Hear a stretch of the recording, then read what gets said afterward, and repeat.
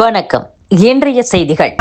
சென்னையில் இன்று 19 கிலோ எடை கொண்ட வணிக பயன்பாட்டிற்கான சிலிண்டர் விலை ரூபாய் 172.50 குறைந்து 3106 ரூபாய்க்கு விற்கப்படுகிறது. பொள்ளாச்சி, திருச்செந்தூரில் போதைப் பொருள் எதிர்ப்பு பொதுக்கூட்டங்கள் நடத்தப்படும் என்று வீதி லீடர் அமைப்பின் தலைவர் அண்ணாமலை அறிவித்துள்ளார். இது தொடர்பாக அவர் வெளியிட்டுள்ள வீடியோவில், தமிழகத்தில் 10 முதல் 75 வயது வரை உள்ளவர்களில் 18% பேர் மதுவுக்கு அடிமையாகி உள்ளனர். மதுவில் இருந்து என்னை மீட்டெடுங்கள் என்று உதவி தேடும் நபர்களின் எண்ணிக்கையில் தமிழகம் 3ஆம் இடத்தில் உள்ளது. எனவே நம் அமைப்பில் உள்ள 19 லட்சம் பேரும் ஜூலை மாதம் முழுவதும் போதைக்கு எதிரான விழிப்புணர்வு முன்னெடுப்பை மேற்கொள்ள உள்ளோம். மாற்றம் நம்மிடமிருந்து தொடங்கட்டும், போதை இல்லாத தமிழகம் உருவாக்கட்டும் என்ற முழக்கத்தோடு வேலையை தொடங்குவோம். ஜூலை முதல் வாரத்தில் நான் போதைப் பொருளை பயன்படுத்த மாட்டேன் என்று தங்கள் குடும்பத்திற்குள் உறுதிமொழி எடுக்க வேண்டும். 2ஆம் வாரம் நாம் வசிக்கும் பகுதியில் சிறு குழுக்களாக பிரிந்து 100 பேரிடம் பிரச்சாரம் செய்ய வேண்டும் என்றும், இதனிடையே ஜூலை 12ஆம் தேதி பொள்ளாச்சியிலும் 26ஆம் தேதி திருச்செந்தூரிலும் பொதுக்கூட்டத்தில் பங்கேற்க உள்ளேன் என்றும் பேசியுள்ளார். லண்டனில் விளையாட்டு மேம்பாடு தொடர்பான பட்டப்படிப்பை திமுக தலைவர் மு.க. ஸ்டாலினின் பேரன் இன்பநிதி முடித்துள்ளார். கலைஞர் தொலைக்காட்சி நிறுவனம் ரெட் ஜெயண்ட் நிறுவனத்தின் நிர்வாக பொறுப்புகளையும் அவர் கவனித்து வருகிறார். அவர் படித்த கல்லூரி பட்டமளிப்பு விழா இங்கிலாந்தின் மான்செஸ்டர் நகரில் நடைபெறவுள்ளது. இந்த விழாவில் மு.க. ஸ்டாலின், உதயநிதி ஆகியோர் தங்கள் குடும்ப உறுப்பினர்களுடன் பங்கேற்கின்றனர். இதற்காக வரும் 5ஆம் தேதி அனைவரும் லண்டன் செல்கின்றனர். அங்கு 10 நாட்கள் தங்கி ஓய்வெடுத்த பின் வரும் 20ஆம் தேதி சென்னை திரும்ப உள்ளதாக தகவல் வெளியாகியுள்ளது. தமிழக காங்கிரஸ் தலைவர் மாணிக்கம் தாக்கூர் செய்தியாளர்களை சந்தித்தார். அப்போது, காங்கிரசுக்கு 2 கண்களைப் போல 2 அமைச்சர்கள் உள்ளனர். அவர்கள் இருவரும் கட்சியின் பெயரையும் மரியாதையையும் காப்பாற்றுவர். காங்கிரஸில் அணி பிணி என எதுவும் கிடையாது. இருப்பது ஒரே அணிதான். அது ராகுல் தலைமையிலான அணி. எப்போது வேண்டுமானாலும் தேர்தல் வரும் என திமுக தலைவர் ஸ்டாலின் பேசியிருப்பது தேர்தல் தோல்வியால் ஏற்பட்ட விரக்தியின் வெளிப்பாடு. தோல்வியை தாங்கிக் கொள்ள முடியாத ஒரு வகையான நோய் அது. ஸ்டாலின் சொன்னது போல உள்ளாட்சி தேர்தல், இடைத்தேர்தல், 3 ஆண்டுகளில் லோக்சபா தேர்தல் வரும். அதில் வெற்றி பெறப் போவது நாங்களே. இடைத்தேர்தலுக்கான தேதி அறிவித்த பின் எங்களின் நிலைப்பாட்டை நாங்கள் தெரிவிப்போம் என்று மாணிக்கம் தாக்கூர் பேசியுள்ளார். அதிமுக முன்னாள் அமைச்சர் விஜயபாஸ்கர் நாளை காலை தாவேகாவில் இணைய உள்ளதாக அதிகாரப்பூர்வமாக அறிவித்துள்ளார். அதிமுக ஆட்சியில் மக்கள் நல்வாழ்வுத்துறை அமைச்சராக இருந்தவர் புதுக்கோட்டையைச் சேர்ந்த விஜயபாஸ்கர். சட்டசபை தேர்தலில் விராலிமலை தொகுதியில் போட்டியிட்டு அவர் வெற்றி பெற்றார். சமீபத்தில் தனது எம்எல்ஏ பதவியை அவர் ராஜினாமா செய்தார். தற்போது அவர் தாவேகாவில் இணையப் போவதாக அறிவித்துள்ளார்.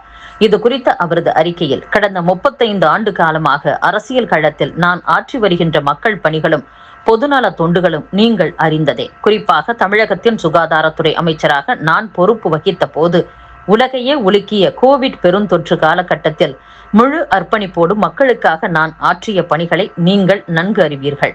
நம் மண்ணுக்கும் மக்களின் நல்வாழ்வுக்குமான என் பொதுவாழ்வு பயணத்தை மேலும் அர்த்தமுள்ளதாக்கும் மாற்றத்தின் புதிய தொடக்கமாக மக்களின் ஏகோபித்த ஆதரவை பெற்று நல்லாட்சி புரிந்து வரும் தமிழக முதலமைச்சர் விஜய் தலைமையிலான தமிழக வெற்றி கழகத்தில் என்னை இணைத்துக் கொண்டு என் அரசியல் பயணத்தை புதிய உத்வேகத்துடன் தொடர இருப்பதை உங்களுடன் பகிர்ந்து கொள்வதில் மகிழ்ச்சி அடைகிறேன். இதற்கான இணைப்பு விழா நாளை காலை 9 மணி முதல் Mahabalipuram 4 Points by Sheraton hotel அரங்கில் மிக சிறப்பாக நடைபெறவுள்ளது. இந்நிகழ்வில் ஊடக நண்பர்கள் நேரில் கலந்து கொண்டு நிகழ்வை பதிவு செய்து தங்களது வாழ்த்துக்களையும் ஆதரவையும் வழங்கிட அன்புடன் அழைக்கிறேன் என்று விஜயபாஸ்கர் கூறியுள்ளார். மதிமுக பொதுச் செயலாளர் வைகோ குறித்து எதுவும் சொல்ல விரும்பவில்லை. எங்களுக்கு அவர் ஒரு பொருட்டே இல்லை. அரசியலில் அடிக்கடி வாக்குறுதிகளை மீறுபவர் வைகோ. அவருடன் சென்றவர்கள் அரசியலில் அனாதை ஆக்கப்பட்டனர். அவர் தன் உண்மையான நிறத்தை காட்டியுள்ளார். நேரு, இந்திராவை பார்த்தவர்கள் நாங்கள். நேருவே எங்களை பார்த்து அஞ்சுவார். மாணிக்கம் தாக்கூர் என்ற நேற்று முளைத்த காளானுக்கு எல்லாம் பதில் சொல்ல வேண்டிய அவசியம் இல்லை. திமுக போராட்டம் நடத்தினால் அதில் அர்த்தம் இருக்கும். போராடினால் நிச்சயம் வெற்றி கிடைக்கும் என்று திமுக அமைப்பு செயலர் RS பாரதி பேசியுள்ளார். கரூர் எம்எல்ஏ பதவியை ராஜினாமா செய்த நிலையில் அதிமுக முன்னாள் அமைச்சர் MR விஜயபாஸ்கர் அறிக்கை ஒன்றை வெளியிட்டுள்ளார். அதில் கடந்த 5 ஆண்டு திமுக ஆட்சியில் அதிகார அடக்குமுறைகளை சந்தித்தோம். என் மீது 43 பொய் வழக்குகளும், கட்சியினர் மற்றும் என் குடும்பத்தினர் மீது 100க்கும் மேற்பட்ட கொடூரமான வழக்குகளும் பாய்ந்தன. என் குடும்பத்தின் நிம்மதி குலைக்கப்பட்டது.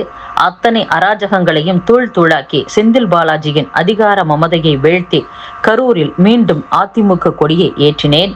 ஆனால் எனக்கு பரிசாக கிடைத்தது துரோக ஈட்டி மட்டும்தான். நாம் யாரை எதிர்த்து மக்கள் விரோத அராஜக ஆட்சியை வீழ்த்த இத்தனை வழக்குகளையும் ரணங்களையும் நம் உடலில் ஏந்தினோமோ, இன்று அதே தீய சக்திகளுடன் கைகோர்த்து அவர்கள் தயவோடு ஆட்சி கட்டிலில் அமர தலைமை முற்பட்டதை கண்டு என் மனம் இரத்த கண்ணீர் வடிக்கிறது. தீய சக்தி திமுகவுடன் அதிமுக எப்படி கைகோர்க்க முடியும்? பழனிசாமி முன்மொழிந்த அந்த முடிவுக்கு எதிராக நின்றோம். ஆனால் அவரின் தலைமைக்கு நாங்கள் எதிராக நின்றதில்லை. அதிமுக நிரந்தர பொதுச் செயலராக உயிரை கொடுத்து அவரை முன்னிறுத்தினோம். ஆனால் எங்களின் எதிர்ப்புகளையும் தொண்டர்களின் தார்மீக உணர்வுகளையும் துச்சமாக மதித்து அவர் எடுத்த தன்னிச்சையான முடிவுதான் இன்று ஒட்டுமொத்த அதிமுகவையும் அழிவில் நிறுத்தியுள்ளது.